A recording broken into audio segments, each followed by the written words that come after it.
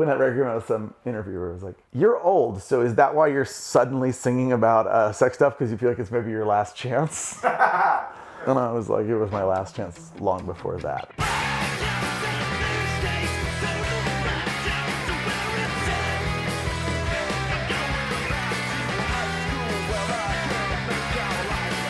So we took the band very seriously. We practiced a lot. We had a practice space outside of...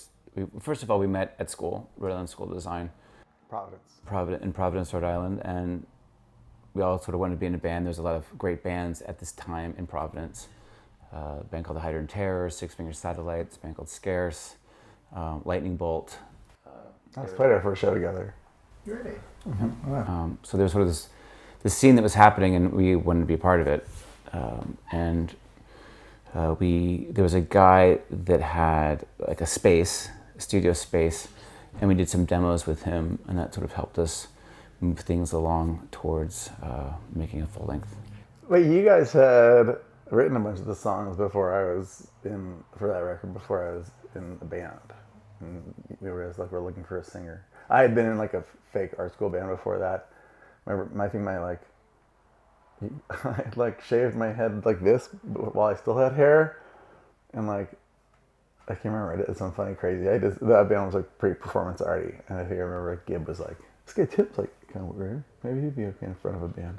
But we toured on that record with a cassette tape.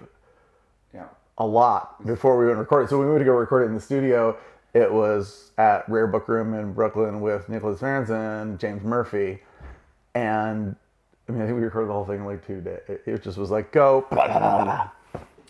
Yeah, so the started to bounce around. But yeah, so we recorded this demo tape. I think it was 5 songs. And we toured on that, as Tim was saying. We did a U.S. tour.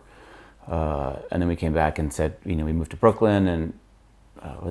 We recorded the 7-inch, so we recorded, which goes to it later. We had recorded a 7-inch with Sub Pop. And when we did the art for that 7-inch, we laid it out as a 9-image grid that then became inches. So like, yeah, I always thought that was funny. The first thing we recorded, we were like, this is part of a 18-song concept album. It was pretty pretentious of us to tell a record label, you only get this, but this part of 9. And but I think it was like the same day we came up with the name of the band, Tim came up with this idea of a puzzle. And all the 7 inches would fit into a puzzle.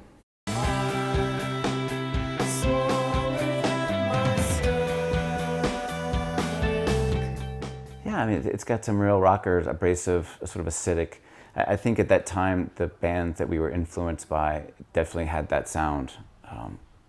And we were definitely interested in playing with those bands and sort of partaking in that scene for sure. But it's funny because I was listening to Root for Ruin recently, and it seems very abrasive. It seems very almost about to blow out, which I was really excited about. But yeah, I'm surprised when I think of the Cat and the Cobra. I think of songs that are sort of calmer in my mind. Outside Memorial? Yeah, or Honest Dawn. The Orchard. But that was fun. We recorded that at Rare Book Room also with Nicholas, and James had gone over to Plantain.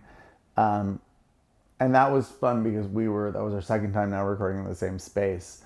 And we a lot of times have like a bunch of ideas of things we want to do, and it sounds like a pain in the ass. And then like whoever we record with comes to learn that like, oh, it's actually very fast. Like what sounds like a convoluted whole thing, we're like, do it once, we're like, it's perfect. And they're like, okay. Like that on Dishonest Dawn, where it's got the sample of parsley, sage, rosemary, and thyme cooked into it. It was like a funny thing where everyone was like, it's gonna be a total pain in the ass. And I was like, it turns out it was easy. Yeah, I don't know. I always think all of our records are like not abrasive enough. Tonight is sets in. The night is so young and we're waiting for him. I think we sort of stumbled through who we were, our identities as a 5-piece, as a band that we had to sound like a certain other band to do this. The songs had to, have this kind of structure and chorus. And then all of a sudden with Rome, when Gib, the guitar player at the time, left the band, it was stripped down to a 4-piece. we, as a band, we all have definitely discussed that we felt like the Les Savy Fav was born in that moment. The whole practice in that studio and setup was more like, again, like pull stuff out of a bag and be like, let's try that, let's do that, let's do that. In a way that was more, in general, like being better at playing and spending less time planning came together. And for me, I was less precious. I felt like we were less precious. That Seth, the guitar player, was allowed to become, a butterfly.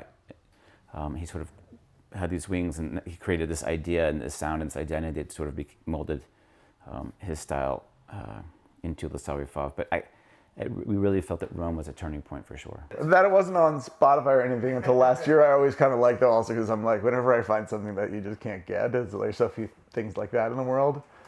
It's on there now, which I'm glad to like listen to. I feel like we hear it and you hear that record and you're still like, what? It was interesting.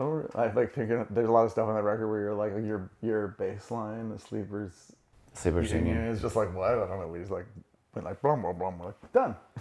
The beginning of the Sleepers Union is me trying to pretend that I'm playing the piano, Right. and if I was on acid or fucked up playing a Smith song, like that's how it was, like this sort of random chords, as if Johnny Marr was sitting down a piano but not fucked up, and I was just like, not that I was fucked up, but I was thinking conceptually like, if Johnny Marr was super fucked up, how would he play this on the bass? And that's sort of the beginning of the Sleepers Union. And Rome is like the like melody thing as a microphone, this like feedback microphone, which then it took a lot of talking to keep me from being like, when we play live, I'm just gonna stick the mic into the mains at the venue to get really cool, sing like it, thousands of people, and my bandmates be like, oh! Maybe slow that down. Yeah, I'm glad, thank you.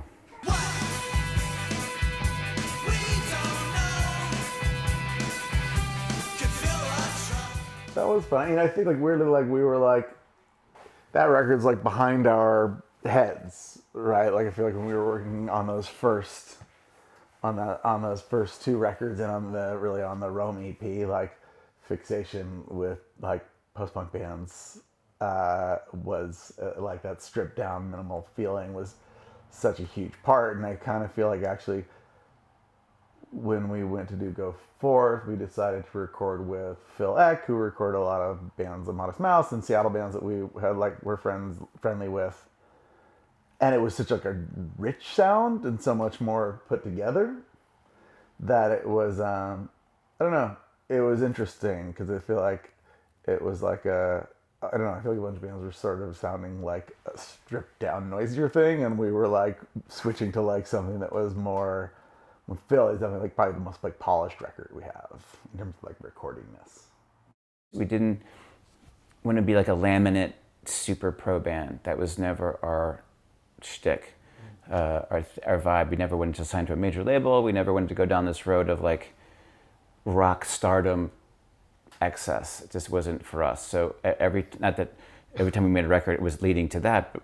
But we would spend a lot of time with each other, write these records, go on tour. We just needed a break to get back to who we were.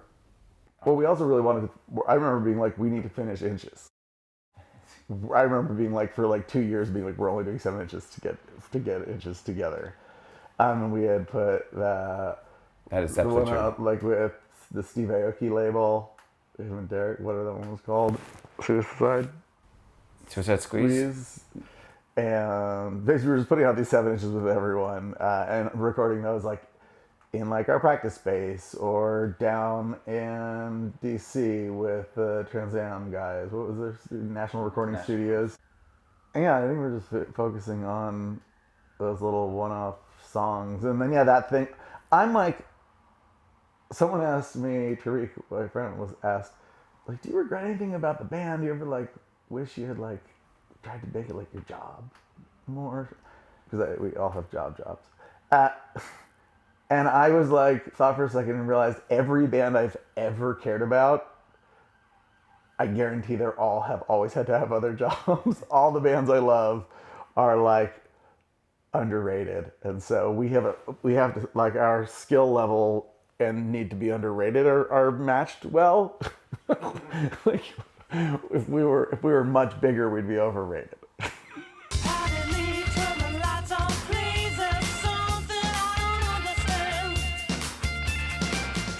Let's Stay Friends, I think, was funny because I'm like, people who like we were like partying with, or younger people that were like 3/5 or Cat and the Cobra was a record they like lost their virginity to, or like met their friends. They all grew up and now worked as music writers, and I feel like when Let's Stay Friends came out, all these people came out of the woodwork that were like, oh, I wanted to write about you guys since I was 15, and no one else does it, and so that was like a funny, cool thing. I think it That's was. what I think of the I reviews. think it was.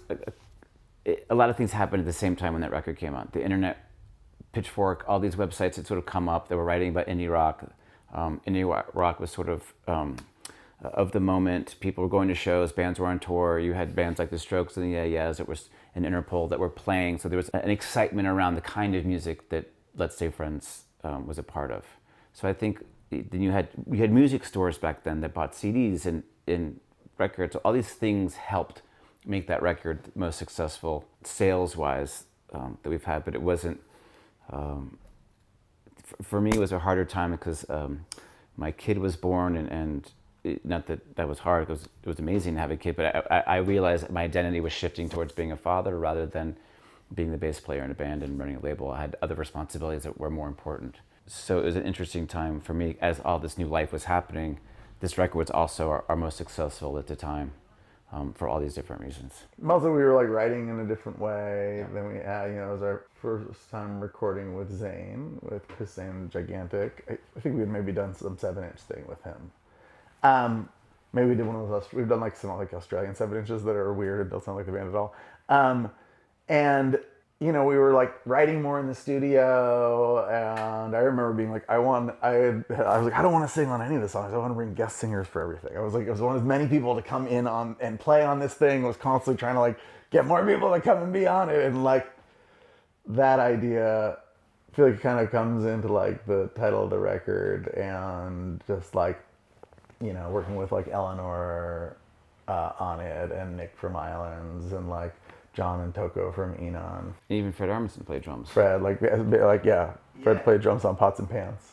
We do whatever we want, and I think if you go into a punk rock paradigm, then you might have someone be like, you sold out, or you did a commercial, or you're on television.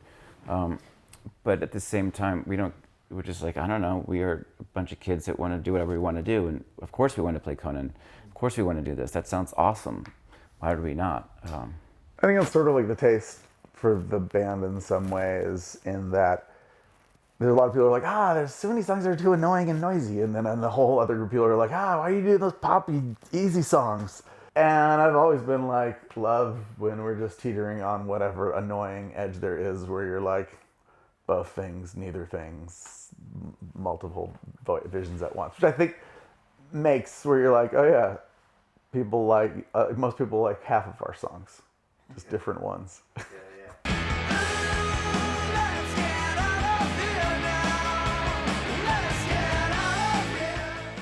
No, I love Root for Ruin. Root for Ruin came at a time when we were, our real jobs were taking priority as well as our families.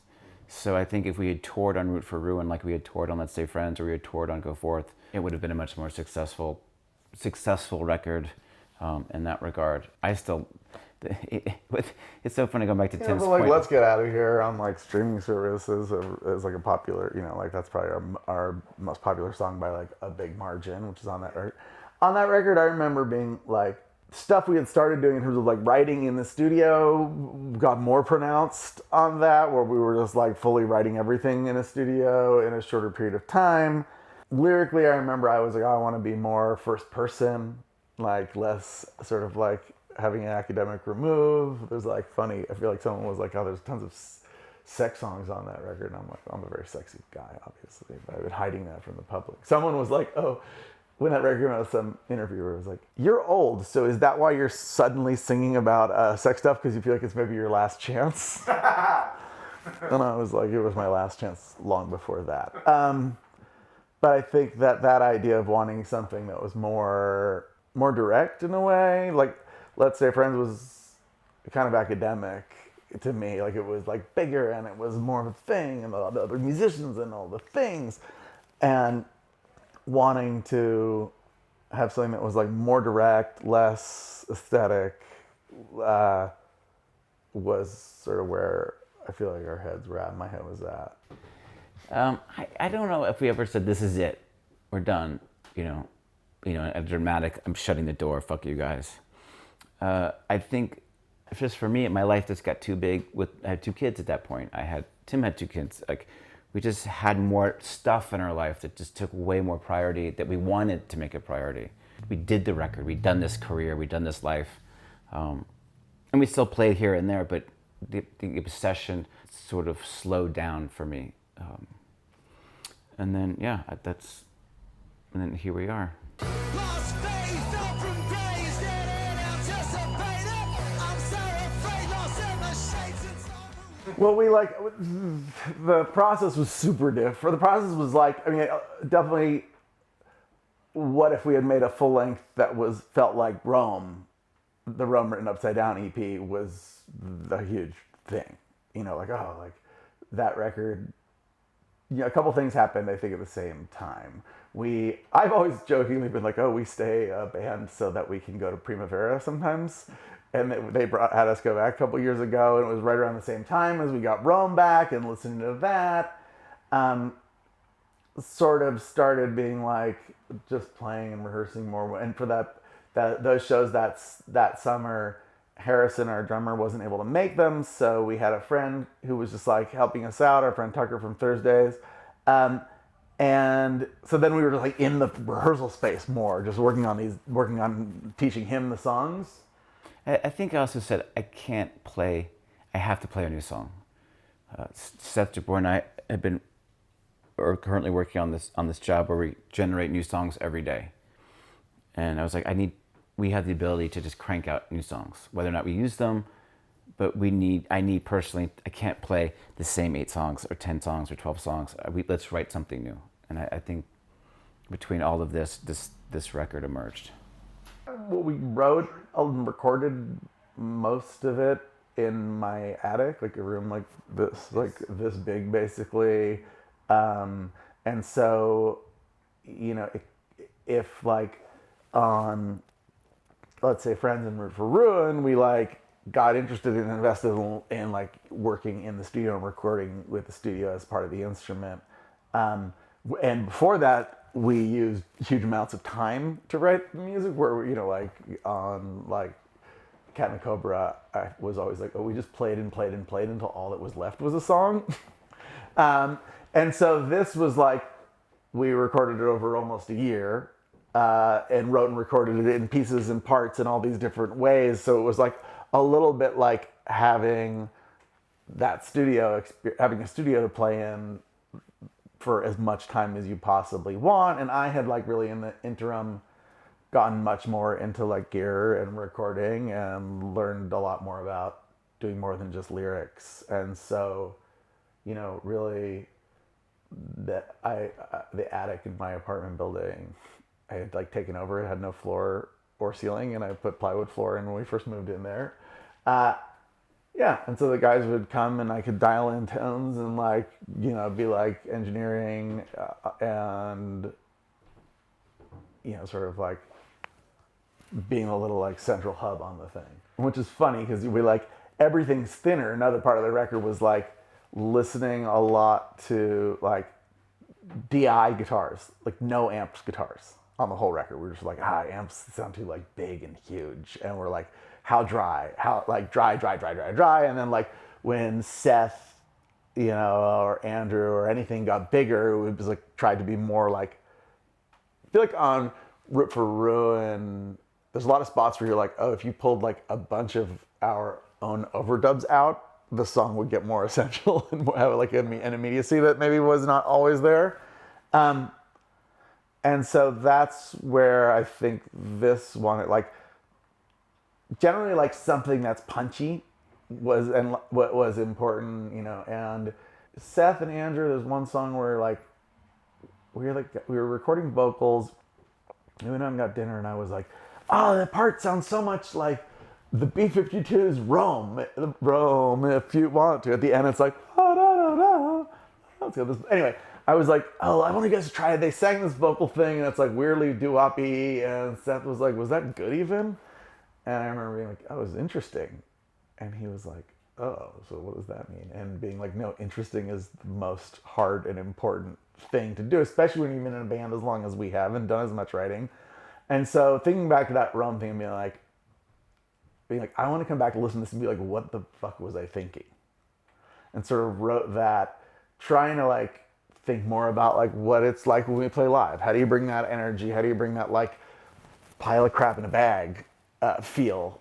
And I think that is something that's in the record that's not, even though the songs aren't like lively or anything like that, there's like a liveliness to it and a kind of scatterbrain mania to it that I think captures something about the band that we haven't been able to record, and I think that only could get recorded by us doing so much of it ourselves. We mixed with Chris Zane, which was great since he'd done our last 2 records and knew what was going on, but like all the tracking just happened with us ourselves, and you know, like since it was not precious time-wise, we just fucked around with stuff. Yeah, I think on top of that, it's been interesting that as I've been listening to you guys talk, is when we first started with 3/5, we were very controlled. We show up at practice on time, we had to write a certain way. And as we got more mature and more confident in both playing and writing, we've arrived at this record that is the most loose and the most, like, we were discussing other people like, oh, I don't like that, my wife doesn't like that song, or, my friend thinks that song is great. And I've come to a place of, I think we've come to a place of maturity where like, that's fine. As before, you had like all of our songs. You had it was, which... So you and I are kind of like the odd couple there. Yeah, that's right. We are the odd couple there. I've always been like unhinged. But I don't know if you've heard the whole record, but there's a lot of risks, I think, with this new one. Things we wouldn't have done on any other record that we decided to take a chance on and be okay with that and accept that. The record's, I think, more expansive, more ambitious, really, than a lot of stuff we did. Just also in that idea of being like wanting to do just be more like get back to that sense of like curiosity and like holy shit, what's happening, and like for me always the Rome EP is a spot where I still hear that to this day. Like all of our like it's the record that was like prior to this one that's filled with for me the most things of like what why did we do that?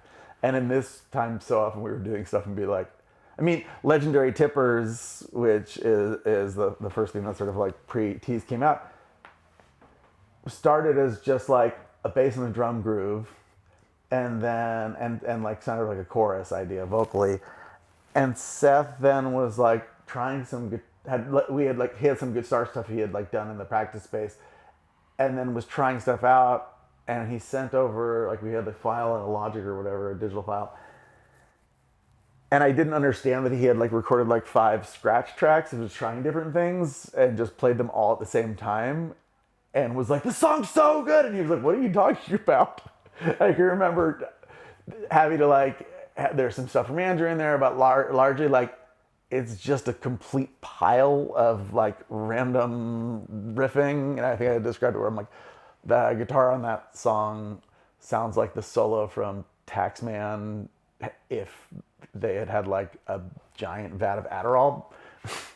Like it's just got a kind of craziness. And when we were mixing it, like at first being like, I want to mix it so you can't tell which guitar is doing what and they all sound like the same like 9,000 skin guitar at once. Like, and that's an example I think of stuff on the record where you're like, I remember Seth being like, going through and being like, no, listen, everything you played is perfect there. And he was like, okay, yeah, actually it does sound good, but it just sounds, it wasn't what he intended at first, but it, it makes that song's like kind of like a weird bluesy thing that would normally, I think, that's something where I would have been like, oh dude, I'm gonna do like a bluesy thing, but because the guitar is so insane, and it was just like fun and entertaining. It's like a play. It's like a playful. Like it was like more like playing than recording, I guess. The covers we grew. It grew in the attic. Also, the cover's like grass we grew right next to where the recording happened. I was talking about how like it's kind of an appropriate image because the records also kind of just like they both just kind of grew. And you're like, oh, let's really like kind of trim it, bonsai it. But in a lot of ways, the whole process was really organic. We didn't want to write the same way, definitely, and figuring out that out was a thing. And I definitely spent like I've talked about. I had like a whole period where it was like the idea of, I was like recording a lot of stuff. I'm really into like synthesizers and weird gear, and would hypnotize myself for hours with all these recordings that were like shapeless, and I didn't feel like the authority to like be like, that's a song and I have something to say. And I think that does come from like trying to square the part of me that like wants to disassemble everything with the part of me that like wants to keep like have things hold together a little bit, and like that crosstalk between those things was really hard. And I think that like the first song on the record, Guzzle Blood, is like, like absolution of just like, obviously like opening line is like about like completely losing faith and frustration. And then when you hear like the final song on the record is really the bookend to that. And it's about like the chorus is, we were there when the world got great and we helped to make it that way. Yeah. And like the like things on the record throughout are that come are like things that like when I was in my 20s I would call hypocrisy, I now realize are just like miserably confusing paradoxes. And like even when I say that, it starts like sounding more political, but like that thing of like figuring out how to talk about the world from a place where like the way I want to talk about the world, and as like the person with like a family and like a job and like needs to be like, these things are like, tons of stuff in this album about relationships, and like all of my long relationships, my band, my wife, my family, get to this place where you're like, oh my God, it's not all ice cream. And it's also not all like nihilism. And you're like, it's both of those. It's like horrifying, beautiful, all of these things at the same time. And like the record for me lyrically was like a lot about like, how do you capture that? How do you have an authority about realizing you have no authority?